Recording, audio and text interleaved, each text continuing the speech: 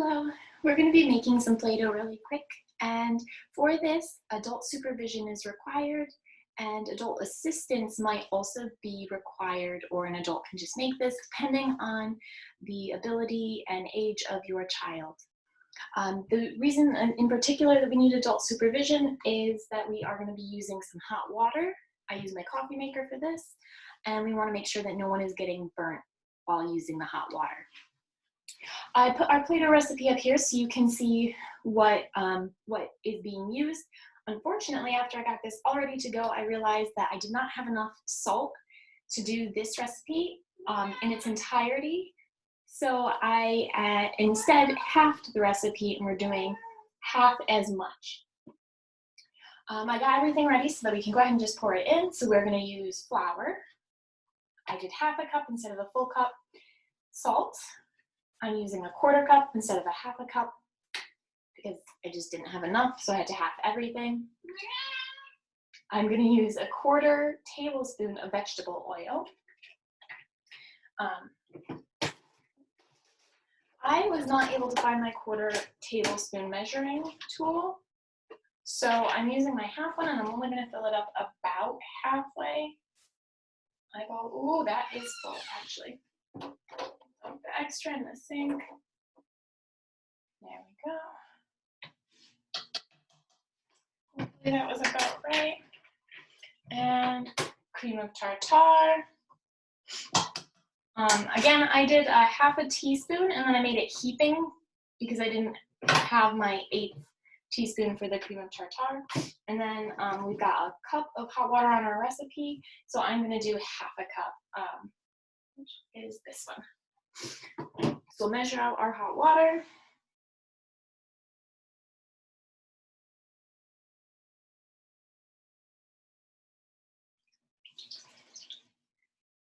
And then we can mix it all together. I should have mentioned, usually I do start to mix the dry ingredients before I add the wet to help make sure that those all mix properly. But it should still come out quite fine. I'm going to stir and stir.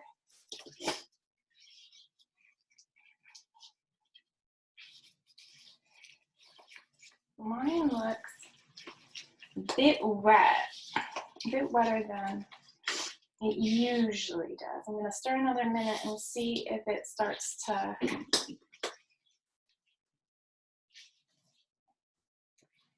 there. I do not recommend holding the bowl like I was with your thumb. That is not good for your thumb. If you're holding it up off of the table, you should be stabilizing it against your body. Okay, it does look like I need a little more flour.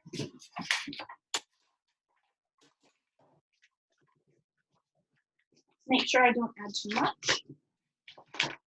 I'm gonna dump it into my measuring cup. And then add slowly from there. You can see I got just a little more flour.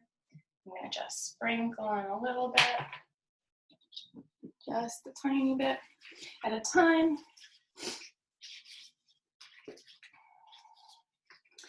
Given that I'm not having the precise measurements, it's not coming out quite like usual. We should be able to get there.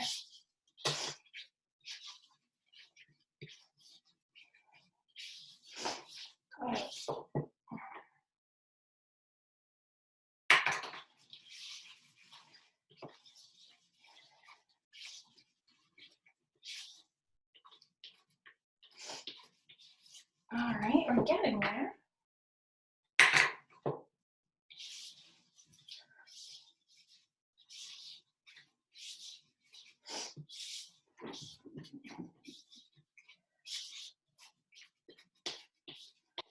All right, and hopefully my hot water at this point isn't still making it too hot to touch.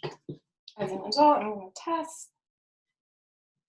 Still feels a little bit sticky. It's getting pretty close to where I want it. I'm going to add a tiny bit more flour.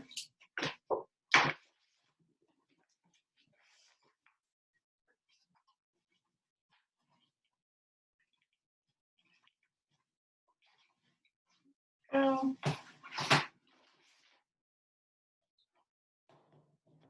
Since my consistency is getting to about the Play-Doh point, I'm really adding just a tiny bit now. Tiny bit, stirring it, reassessing to get it to that right Play-Doh consistency. And that's looking pretty good. Let's see. When I touch it with my hands, it is still sticking a lot to my hands. So this time I'm going to pour a little flour in my hands. Adding a lot more flour than I was planning, than I had hoped we'd need. I'm wondering if I measured something wrong now. Because I still need more flour.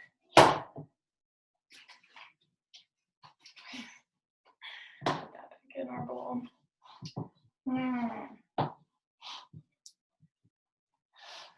Well, this is not as quick of a video as I thought it was going to be.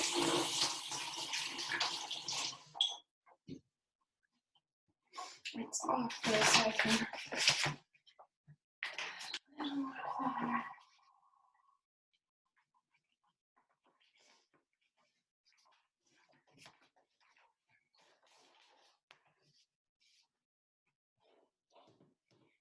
We're not planning to eat this, and I don't encourage anyone try to eat this or taste it, but because it is all edible ingredients, that is one other advantage that I like about it.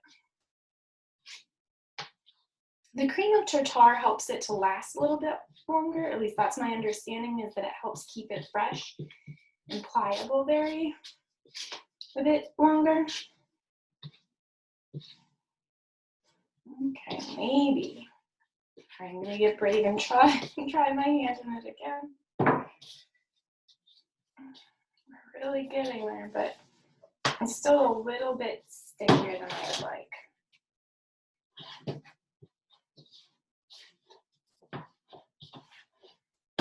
You know what? I think I might have quartered. No, I did have. Huh. Because I think I put in a lot of flour that I'm starting to question the recipe I had written down, which I thought was the same as my favorite recipe that's posted at the preschool. Unfortunately, I might not have found the same one.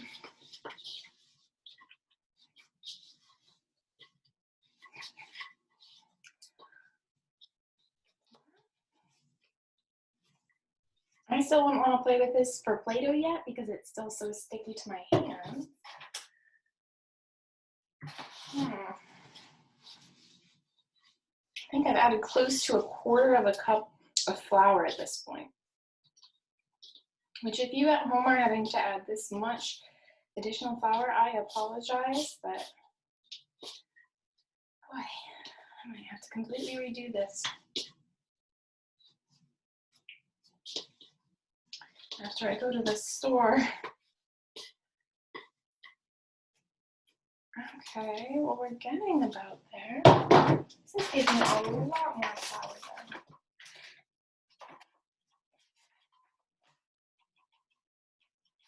Oh, or I wonder if it's sticky, so sticky because I forgot. I didn't measure the vegetable oil precisely, so maybe I just didn't also get enough vegetable oil. Yes, we're experimenting a bit right now. I'll add a little vegetable oil to my hand. I think that was actually part of it. So if you have a measuring utensil to use for your vegetable oil, that is advisable. Unfortunately, since I had to do a half of a recipe and I didn't have a 1/4 tablespoon measuring cup, I estimated, and it appears I estimated too little. Perhaps it did need a little more flour too. It's pretty decent, but I've also altered it now a bit from the true recipe. That was our starting point at any rate. I can start to really knead it like dough, and then the last thing, if you want, is you can add some coloring and glitter if you would like. I've got a little blue food coloring here.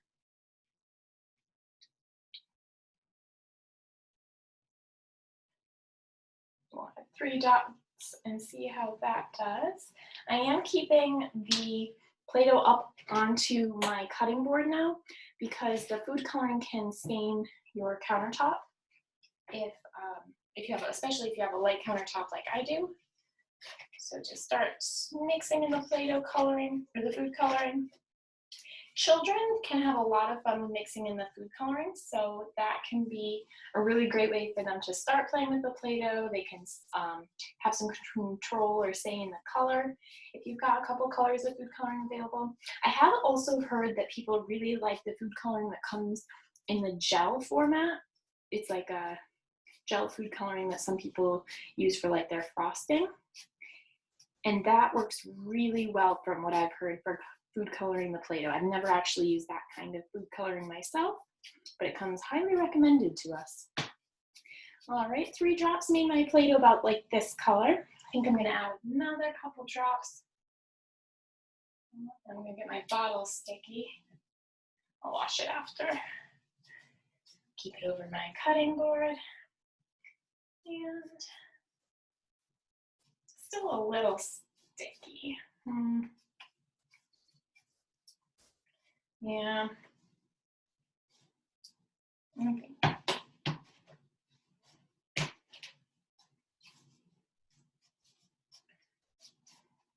But that is the basic recipe for Play-Doh. And now we've got some Play-Doh so that we can use it for rolling, using both hands together for rolling, make all kinds of different animals, and we can use it for math manipulatives.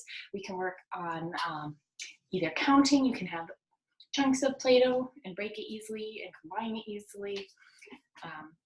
Lots of different things and activities you can do with Play-Doh.